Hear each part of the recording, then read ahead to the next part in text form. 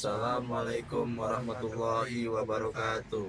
Perkenalkan, saya Ongki Alexander dengan NIM 123230014. Saya Gili Dayatullah dengan NIM 123230011.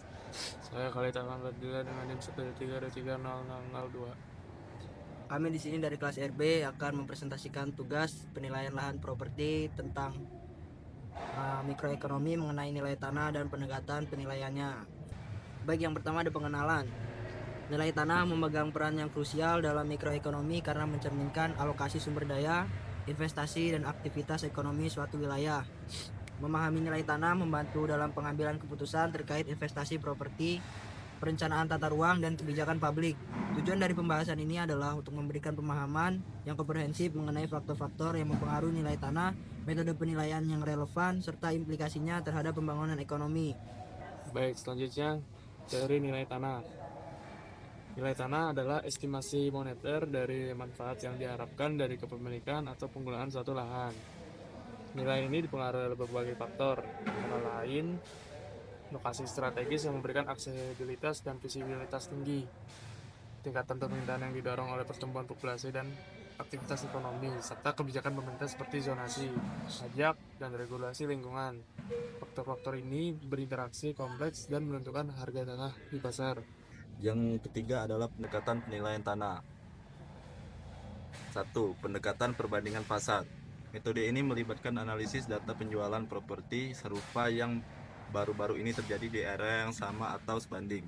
Penyesuaian dilakukan untuk perbedaan karakteristik seperti ukuran, lokasi, kondisi, dan fitur tambahan untuk mendapatkan estimasi nilai yang akurat. Kedua, pendekatan kapitalisasi pendapatan. Pendekatan ini menilai tanah berdasarkan potensi pendapatan yang dapat dihasilkan. Misalnya, dari sewa properti atau hasil pertanian. Tingkat kapitalisasi yang sesuai diterapkan untuk mengubah pendapatan bersih tahunan menjadi estimasi nilai tanah. 3. Pendekatan biaya. Metode ini menghitung biaya penggantian atau reproduksi properti yang ada di atas tanah, dikurangi depresiasi.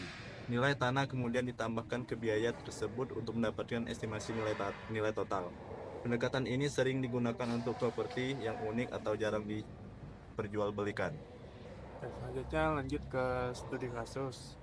Di kota besar, contohnya itu seperti Jakarta, nilai tanah cenderung sangat tinggi karena kepadatan penduduk, aktivitas bisnis yang intens, dan keterbatasan lahan. Faktor-faktor seperti akses ke transportasi publik, pusat perbelanjaan, dan fasilitas umum lainnya sangat mempengaruhi nilai tanah. Sebaliknya, di daerah pedesaan, nilai tanah mungkin lebih rendah karena permintaannya yang lebih sedikit dan ketergantungan pada sektor pertanian. Namun, faktor-faktor seperti kesuburan tanah, akses ke sumber air, dan potensi pengembangan agrowisata dapat meningkatkan nilai tanah di daerah pedesaan. Yang terakhir adalah kesimpulan. Kesimpulannya, nilai tanah adalah indikator penting dalam mikroekonomi yang dipengaruhi oleh berbagai faktor seperti lokasi, permintaan, dan kebijakan pemerintah. Pendekatan penilaian tanah seperti perbandingan pasar, kapitalisasi pendapatan, dan pendekatan biaya memberikan alat yang berguna untuk mengestimasi nilai tanah secara akurat. Pemahaman tentang nilai tanah dan faktor-faktor yang mengaruhinya memiliki implikasi penting terhadap kebijakan ekonomi dan pembangunan wilayah. Misalnya, pemerintah dapat menggunakan informasi ini untuk merencanakan infrastruktur, mengatur zonasi, dan mengelola pajak properti dengan lebih efektif. Cukup sekian tugas presentasi dari kami, kurang lebihnya kami mohon maaf. Kami akhiri. Assalamualaikum warahmatullahi wabarakatuh.